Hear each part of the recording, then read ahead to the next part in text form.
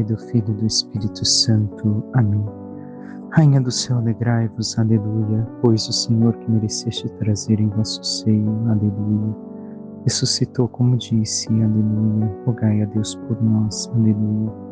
Alegrai-vos e exultai, ó Virgem Maria, aleluia, porque o Senhor ressuscitou verdadeiramente, aleluia.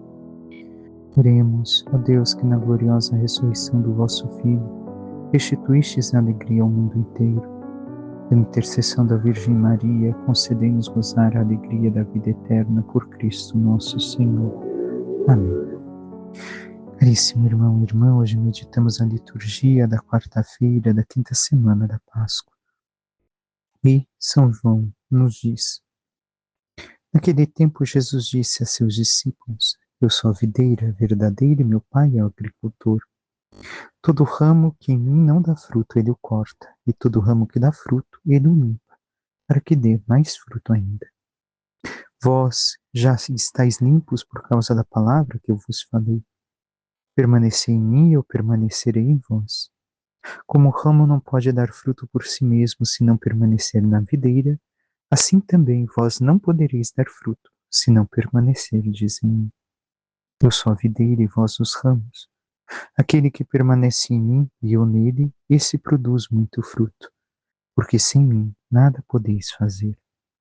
Quem não permanecer em mim será lançado fora como um ramo e secará. Tais ramos são recolhidos, lançados no fogo e queimados.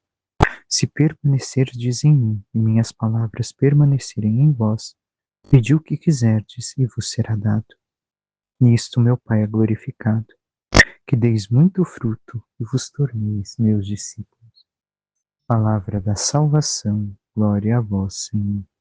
Caríssimo irmão e irmã, nos discursos de despedida de Jesus, hoje nos encontramos com a questão da figueira e os ramos.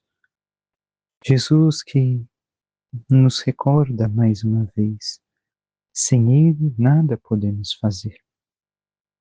Recordemos algo que meditamos mais profundamente, uma vez que este evangelho caiu no domingo. Um ramo, para que serve?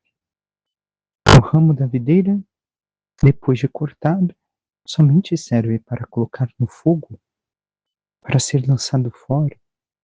Agora, se está fixo na videira, é capaz de produzir frutos. É capaz de, se nós olharmos em frutos, enquanto sair também de si, porque não fica assim o ramo somente preso a ser ramo, mas ele produz algo a mais. Estes frutos é o dar de si, é o doar a si. Então, olhemos também como esses discursos de despedida de Jesus, esse dar a vida como ele dá. Dar algo a mais. Mas somente seremos capazes se estivermos unidos a ele. Ele nos indica. Se estivermos em plena união com ele. Permanere. Em italiano, rimanere. Então, estar ali, esta unidade, onde um e o outro se fazem um só.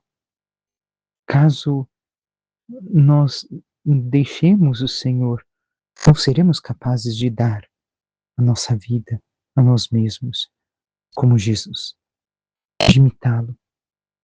E somente com a seiva da sua palavra, dos seus ensinamentos, da sua sabedoria, da sua Eucaristia, somente assim, nos alimentando dele e fazendo deste alimento algo que nos transforme nele, porque é isso que ainda nos falta compreender profundamente.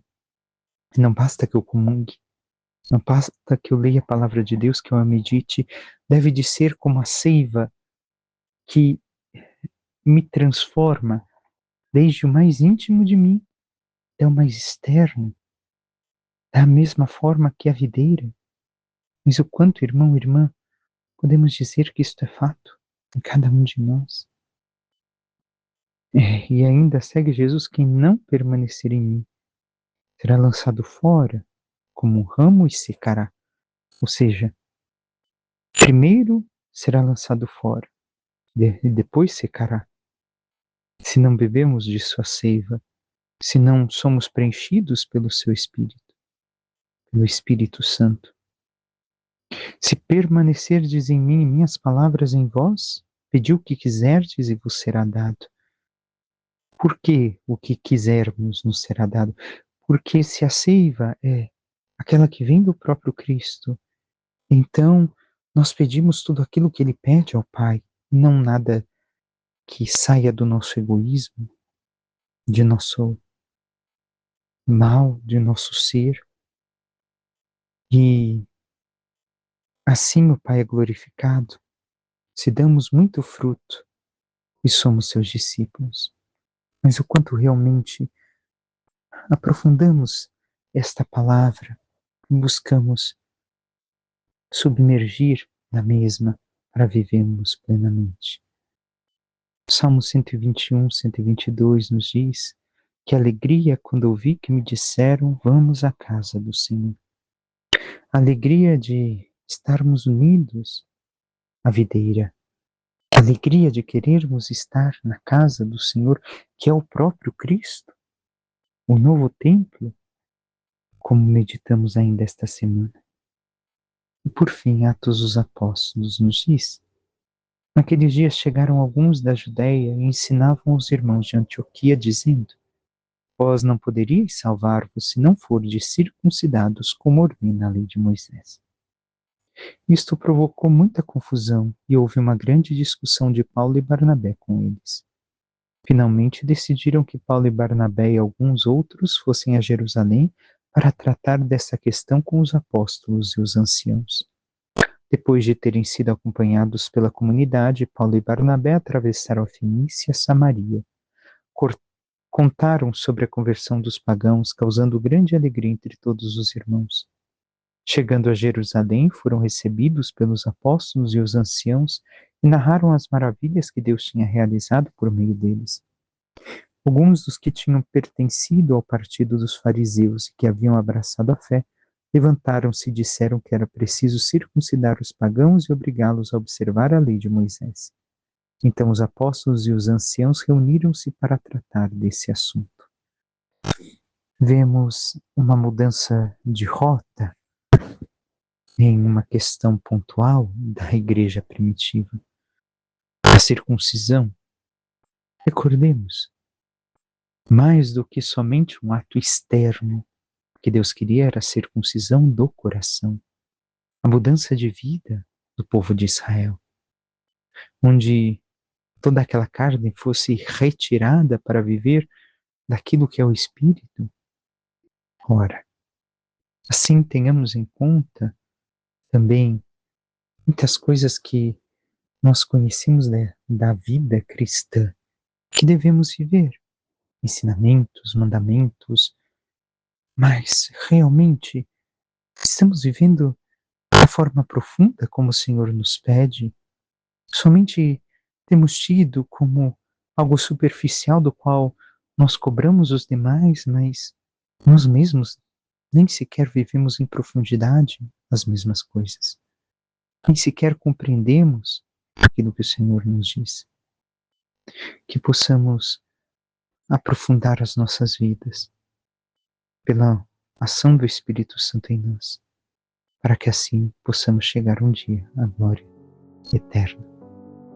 Peçamos à Santíssima Virgem Maria, nossa Mãe, que interceda por cada um de nós e nos ajude cada vez mais vivermos tudo aquilo que o Senhor nos inspira através de sua ação, de seu Espírito Santo, para que assim, nos colocando debaixo de sua graça, vivendo em profundidade todos os seus mistérios, possamos estar plenamente unidos ao Cristo e merecer chegar um dia à sua glória.